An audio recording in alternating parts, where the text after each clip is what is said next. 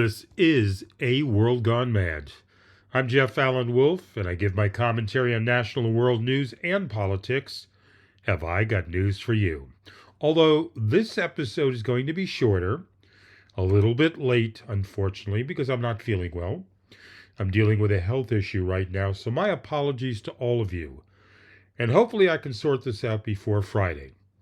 I didn't want you, the Wolfpack listeners, to miss an episode, so here we go. Annotating the Trump administration's Yemen war plans from their Signal group chat, the big fiasco that everyone's talking about. New chat messages were released. The Atlantic published more messages today from a group chat among top cabinet members that inadvertently included the magazine's editor-in-chief.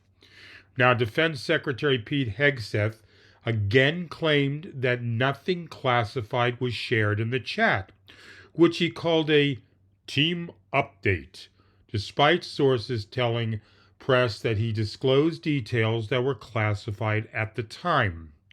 Officials faced scrutiny. Top administration officials were grilled again yesterday about the group chat on Capitol Hill.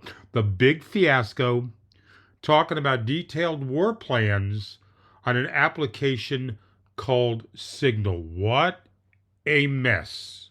This situation is an incredible screw-up.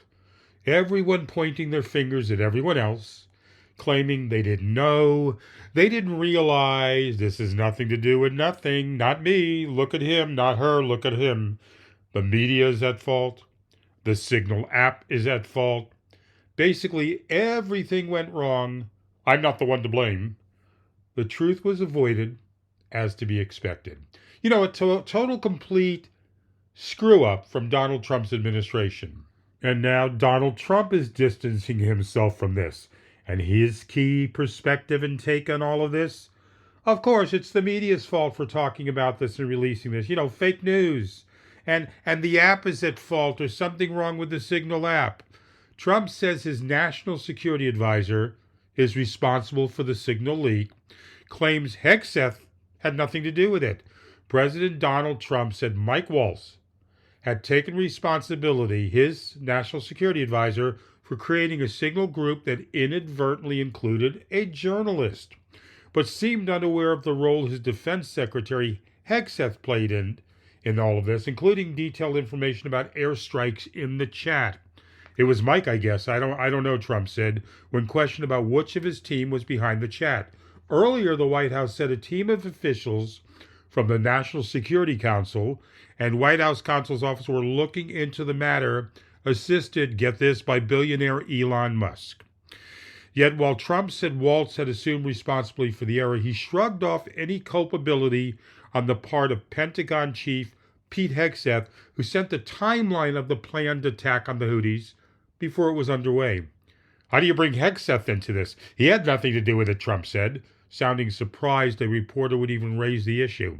Earlier, the White House said Trump had looked at Hegseth's messages that were included in the text chain published by The Atlantic. It's all everyone together, witch hunt, Trump said. You know his favorite line, everything is a witch hunt. It was so crazy to watch the hearings Tuesday and yesterday. Tulsi Gabbard looking like she's trying to act tough, but really isn't. Kash Patel looks like he's drugged out. Pete Hegseth just all pissed off and riled up because he shouldn't be asked these questions.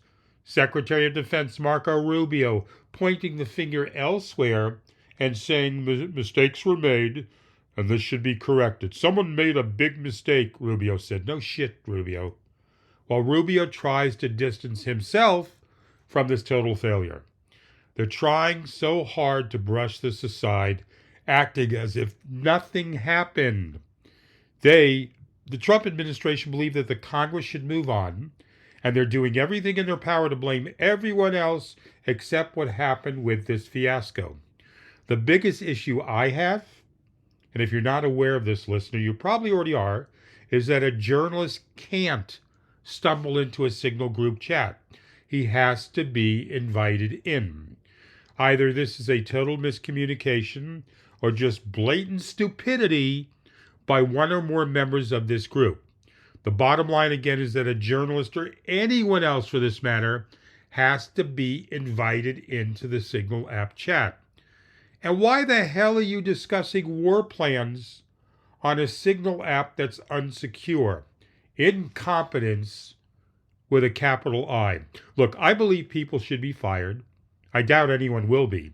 However, I believe someone eventually will have to be fired because there's just too much heat on Donald Trump to not make someone the scapegoat. And if that finally comes to, fruition from the heat from the Democrats and the media and the public, I believe that'll be Mike Walz, National Security Advisor. He'll have to resign, basically fall on his grenade to protect Donald from further damage from this scandal. And this is just a little over 2 months, people. Look at the damage from Donald.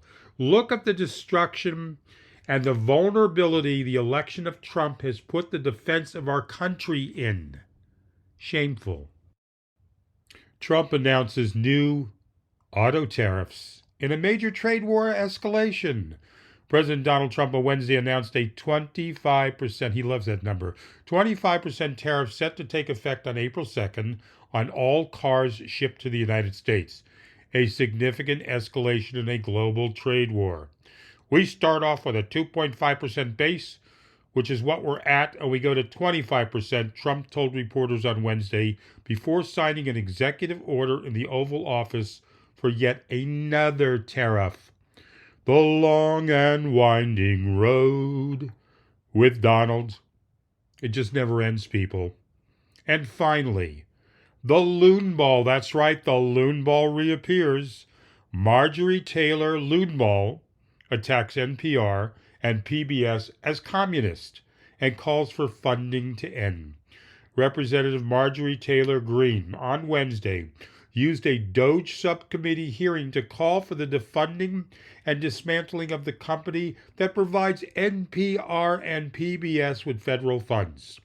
For Taylor Loonba and other House Republicans, today's hearing was about tarnishing PBS and NPR with accusations of bias and targeting them for defunding. For the broadcasters, today was about defending their existence.